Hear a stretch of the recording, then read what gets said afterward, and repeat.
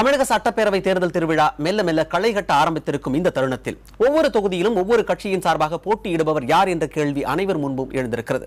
இந்த வகையில் ஈரோடு மேற்கு சட்டப்பேரவை தொகுதியின் வேட்பாளர் யார் என ஒவ்வொரு கட்சி தொண்டர்களும் பேசிக் கொள்வதை பேசப்படும் பெயர்கள் என்ற பகுதியில் பதிவு செய்கிறது புதிய தலைமுறை. அதனை இப்பொழுது பார்க்கலாம்.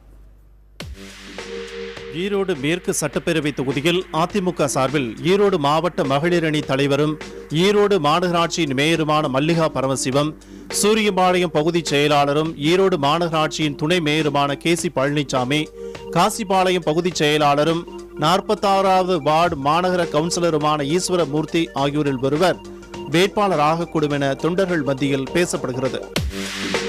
திமுக சார்பில் 2006ஆம் ஆண்டு தேர்தலுக்கு பின்னர் அதிமுகவில் இருந்து விலகி திமுகவில் இணைந்த சிவகுமார், கட்சியின் தலைமை செயற்குழு உறுப்பினர் குமாரசாமி, கட்சியின் மற்றொரு தலைமை செயற்குழு உறுப்பினர் மணிராசு ஆகியோரில் ஒருவர் வேட்பாளராகலாம் என கூறப்படுகிறது.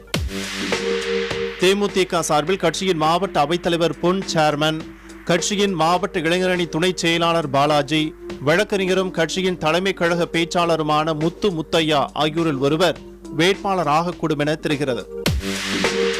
மக்கள் நல கூட்டணி சார்பில் மதிமுகவிற்கு இந்த தொகுதி ஒதுக்கப்பட்டால் அக்கட்சியின் ஈரோடு ஒன்றிய செயலாளர் முருகன், விடுதலை சிறுத்தைகள் கட்சிக்கு ஒதுக்கப்பட்டால் கட்சியின் தலித் அல்லாத மாவட்ட செயலாளர்களில் ஒருவரான ஈரோடு கிழக்கு மாவட்ட செயலாளர் பாஸ்கர், இந்திய கம்யூனிஸ்ட் கட்சிக்கு ஒதுக்கப்பட்டால் அக்கட்சியின் ஈரோடு மாவட்ட செயலாளர் திருநாவுக்கரசு ஆகியோரில் ஒருவர் வேட்பாளர் ஆகலாம் என பேசப்படுகிறது.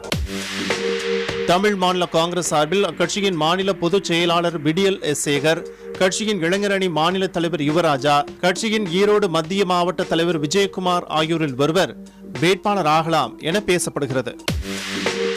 காங்கிரஸ் சார்பில் இந்திய உணவுக் கழக உறுப்பினர் மக்கள் ஜி ராஜன், ஈரோடு மாநகராட்சி கண்காணிப்பு குழு பிரிவின் தலைவர் சுரேஷ், ஈரோடு வட்டார தலைவர் MR நடராஜ் ஆகியோரில் ஒருவர் வேட்பாளராகும் வாய்ப்பிருப்பதாக தொண்டர்கள் மத்தியில் பேசப்படுகிறது.